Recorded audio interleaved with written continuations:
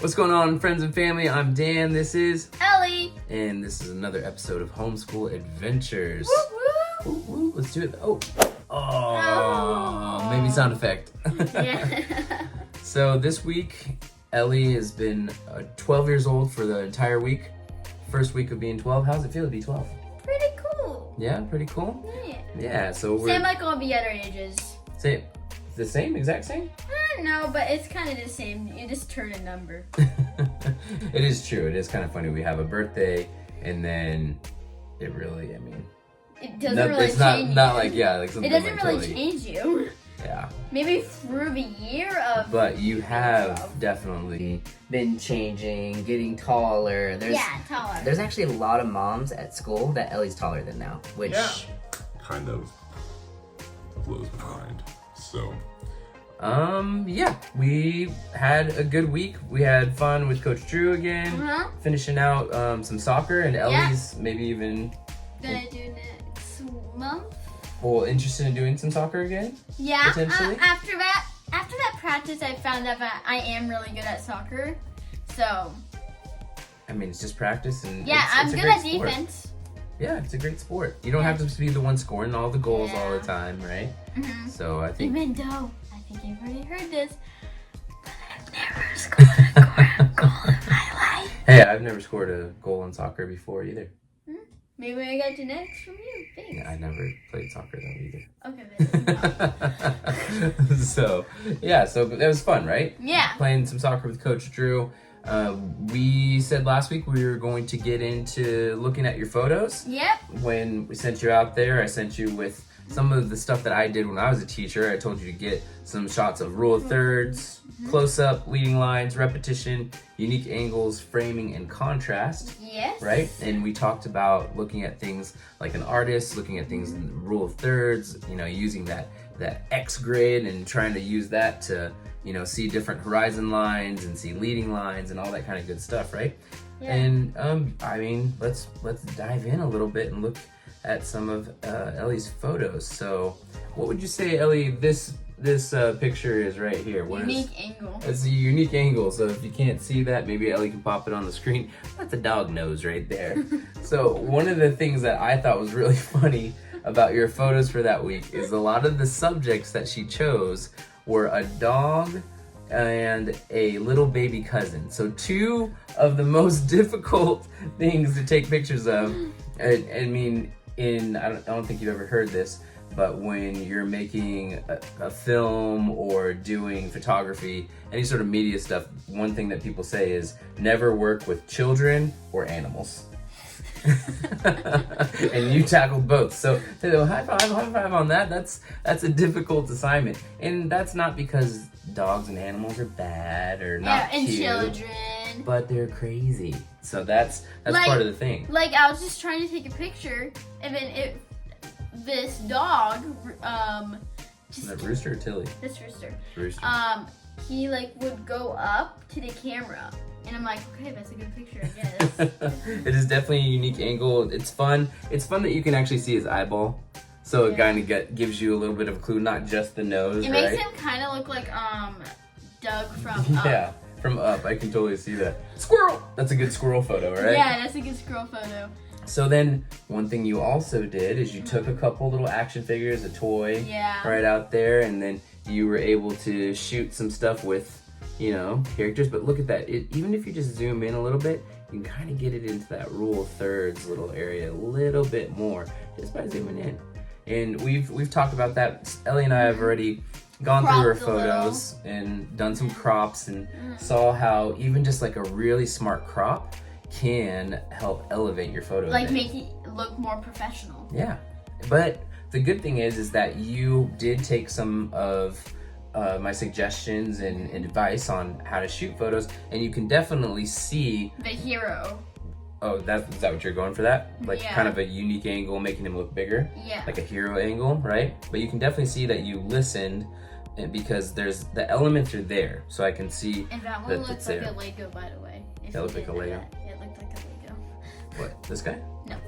The flooring looked like a Lego. Oh, you felt like that. Oh yeah, because it was like a bumpy sidewalk. Yeah. So but- one thing with this is that we kind of missed the focus, so it's a little blurry there. So the focus is actually here. And you always gotta pay attention to that when you're doing photography, that the thing in focus is what you want the viewer to be looking at, particularly, right? When so I right look here, at we're this, looking at the ground. Which is not, it's also very cool though, because it looks like a Lego ground. Yeah, but the subject's here. You did it. Oh, we're getting information there from the dates. But again, you used a little car that you brought and a little toy that you brought, and we're using those as a little easier to shoot than your cousin or the puppy. Yeah, because I got to position it, and it was way more easier. And that's exactly what you just said. Being able to position the stuff. And really, when you go from working with like an action figure or a toy, I like that you found this little bear that kind of is like an appropriate size. I was trying to go for the theme that he was at Disneyland. And that totally reminds me of that big bear at was it Grizzly Rapids or something like that? I was like, wait, I remember this memory from Disneyland, and I thought I could recreate it with an action figure. But see, you start with the action figure, and like I was just saying, you kind of start here, you learn, right, some of the process, and then you learn how to pose people and that sort of thing. It's harder with a baby and a dog, though, because then they don't listen at all. That's very true. So I kind of just had to get unique angles from what they did. Yeah. But I think you did a good job getting it kind of into like that rule of thirds area. I think I would bump it over just a smidge to get it in that zone a little bit better.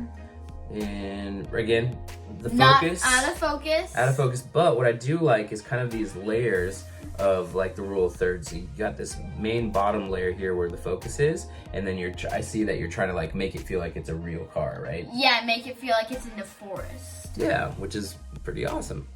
So here again, I kind of feel that rule of thirds, but I feel like the stronger image is actually almost letting it fill the entire frame and just giving it that sort of look. Let's see here. Get the right angle to see it on screen.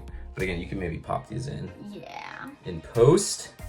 So this one right here. So you're going for that repetition and a leading line, I can see, which is really good. But I feel like a stronger image is going in a little bit closer.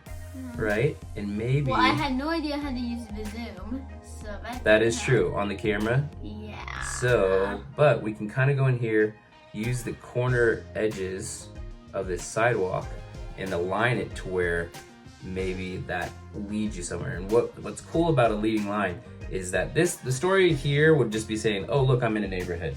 But if you use a person, like at the end of this, you can use that leading line of the sidewalk to lead to your subject, right? Yeah, well, this one, it was a one-woman job. I love it that you went on an adventure on your own. So same thing here, kind of a leading line. You got repetition going, but one thing that my dad said that I should have added is maybe like an action figure somewhat down there. You could do that, or just like a little bit more of an angle to see the repetition of these rocks and how they lead down the road. But look, even just a little simple crop. That one was a quick picture though, because I was kind of like, ugh. But look, coming out of this corner, lines leading you around. So it's very interesting in that image. This one I think is really cool, the way that you did that. It's like framing the porch. And then if this was like, oh, like a real estate photo, it's like, oh, this is 8330. So yeah, that's pretty cool right there. It's another unique angle. You got some good contrast here. And if this was something that you were trying to add copy for, right? Like in a magazine, you'd have plenty of positive, negative space and fill that copy space in there. So this one was probably one of my favorite photos of yours, right? Yeah. And we talked about some things to make it a more unique crop, have this angle come out here in the framing of this puppy. Who do we have here? Rue. Is that? It's Rue. Okay. Rooster. It's Rue. Rue. Okay. It's Rue. Sure, I didn't know Rue was the nickname. I learned something new. But yeah, so we have the framing here, and right here there's like leading lines. And I tried to brighten it up a little so what you can do on a real camera that you already have.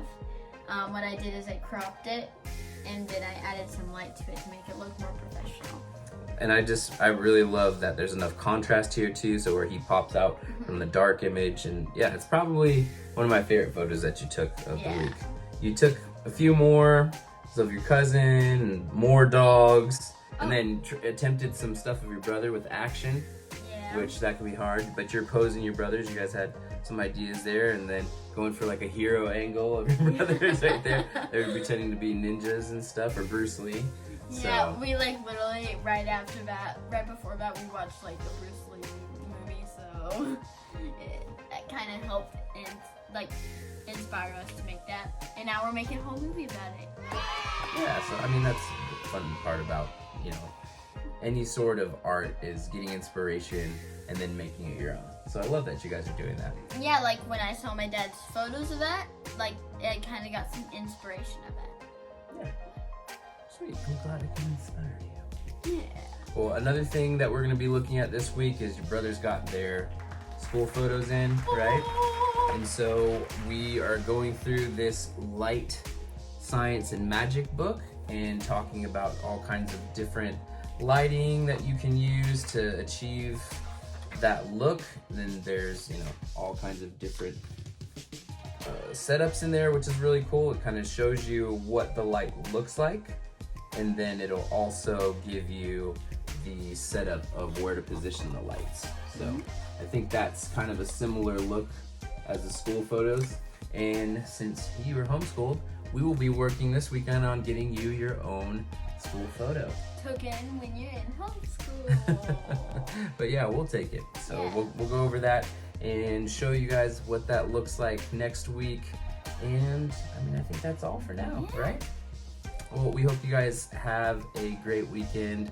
Remember, every day is a school day. If you take a chance to learn something new. And we hope you have a great one. And we will see you soon.